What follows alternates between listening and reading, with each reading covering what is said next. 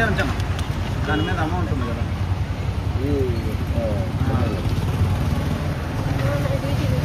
అమౌంట్లు ఉన్నాయి, అట్టే ఉంచు ఒక 5 సెకండ్లు అయినా.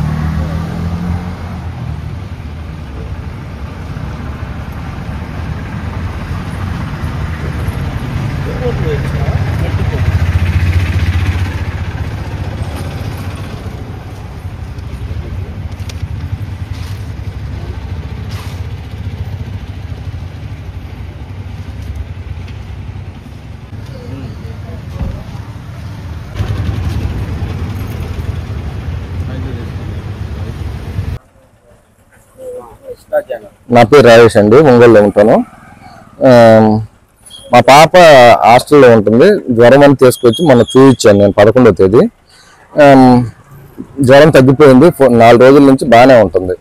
హాస్టల్లో మళ్ళీ జాయిన్ చేయడానికని నేను ఒకసారి రీచెక్ చేసుకోవడానికి తెచ్చానండి. రిపోర్ట్లు జాయ్ హాస్పిటల్కి తెచ్చానండి.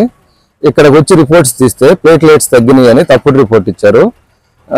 పాప అంత యాక్టివ్గా ఉంది, ఎందుకు అట్లా తగ్గినాయి అని వీళ్ళు అట్లా ఉన్నారని నేను బయట ఒకసారి చెక్ చేయడానికి ఇంకొక ల్యాబ్కి వెళ్ళి చేయించానండి. చేయిస్తే బాగా పుష్కలంగానే ఉన్నాయి, ఇబ్బంది లేదు అన్నారండి. ఇక్కడికి వచ్చి అడిగా నేను, ఆ విషయం అడిగితే మాది సిస్టమ్ ప్రాబ్లం అని ఇంకొక ప్రింట్ తీసి ఇచ్చారండి. మళ్ళీ అదే శాంపిల్ని మళ్ళీ చేసి ఇచ్చారు. అప్పుడు మళ్ళీ ఫుల్గా ఉన్నాయి, ప్లేట్లెట్స్ ఫుల్గా ఉన్నాయి, 3 లక్షల పైన ఉన్నాయి. అది సారీ అండి, మా మిస్టేక్ జరిగింది అంటున్నారండి. పాప యాక్టివ్గా ఉంది.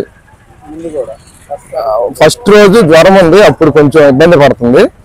తర్వాత 4 రోజులు గడిచినాయి, 4 రోజుల నుంచి జ్వరం లేదు. నేను అదండి, ప్లేట్లెట్స్ తగ్గినాయి, జాయిన్ అవ్వాలి, అర్జెంటుగా జాయిన్ అవ్వాలని చెప్పి ఐసీయూలోకి అడ్మిషన్ ఇచ్చారు.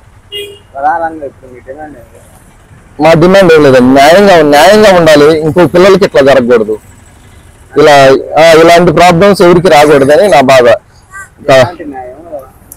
వాళ్ళ మీద చర్యలు తీసుకోవాలండి, జాయ్ హాస్పిటల్ యాజమాన్యం మీద.